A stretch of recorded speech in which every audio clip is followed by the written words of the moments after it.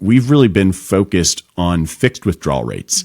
And you sort of pointed out why they're not necessarily a great fit for everyone in real life. Things aren't really operating that way. But your paper explores several different dynamic spending strategies. So could you share some of the benefits of a flexible spending approach as compared to a fixed withdrawal rate, as well as any disadvantages, if there are some you'd like to share there as well? Yeah, so we did want to explore some of these more variable strategies because certainly if you talk to retirement researchers, academics who work on this topic, I think that you'd probably hear almost universal sentiment that being somewhat variable, being somewhat flexible, rather than sort of rigidly spending the same fixed real amount is the way to go about it.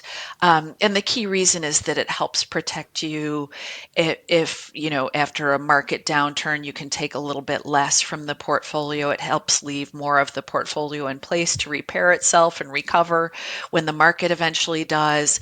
And then it also helps you kind of maximize your consumption during your own lifetime. So if you're someone who, where that's the primary goal is to just make sure that you are spending in line with what you could actually spend, you can also take upward adjustments after good market environments. So as we've done in the past few years, we've explored a variety of variable strategies ranging from like really simple tweaks to a fixed real withdrawal system to systems that are a little bit more elaborate, like the guardrails system. So in the category of a simple tweak, one that we have looked at a couple of years running is just if the portfolio has encountered a loss, the year after that loss, the retiree doesn't get that raise for inflation.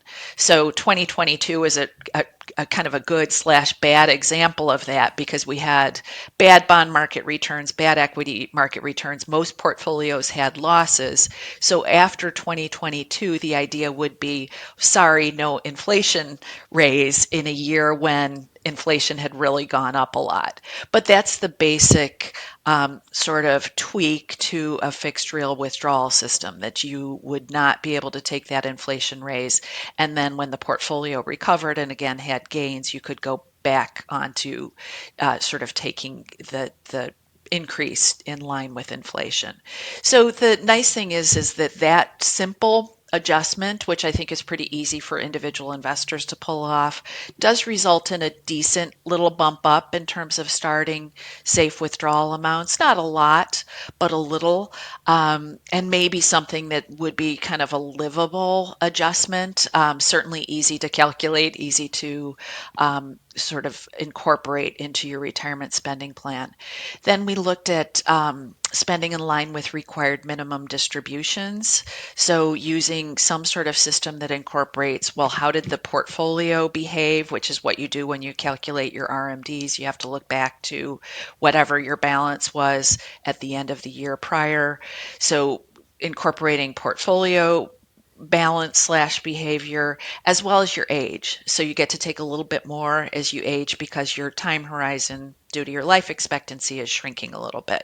So that strategy, there's a lot to like about it in terms of kind of maximizing consumption. So ensuring that the retiree is spending as much as he or she possibly could over his or her life cycle. We find that that's not a super livable sort of spending system. It might be okay for people who have a lot of other living expenses coming from other, sort of non-portfolio income sources. So like the person with a pension, for example, who also has a retirement portfolio. Well, maybe it would work for them where if they're using the RMD system to calculate their withdrawals, that's not their core spending. But for a lot of us where our portfolio will supply a lot of our living expenses, it just might tend to jostle us around a little bit more than would be ideal. So another thing that we measure is kind of the standard deviation of those portfolio withdrawals. If you're seeing a lot of volatility in the withdrawals, it might mean that a system isn't super livable. And then the guardrail system, I would say, is probably my favorite system of thinking about withdrawals, and the basic idea is that you are very much plugging into whatever the portfolio's balance is. You're revisiting that annually, but the guardrails kick in to protect you from having to go too low in a bad year and from being able to take too much in a very good year. So it's a more complicated system. I know Jonathan Guyton would kind of push back on that and say, well, it's not that complicated, but you do need to read the fine print about how to incorporate it. But that delivers a really nice boost to starting withdrawal percentages, especially for portfolios that are more equity heavy. So it's, I think, ideal for a consumption minded retiree. It's a really elegant system, I think. So that's, I would say, probably my favorite when I think about my own retirement portfolio plan. I'll probably use something akin to that.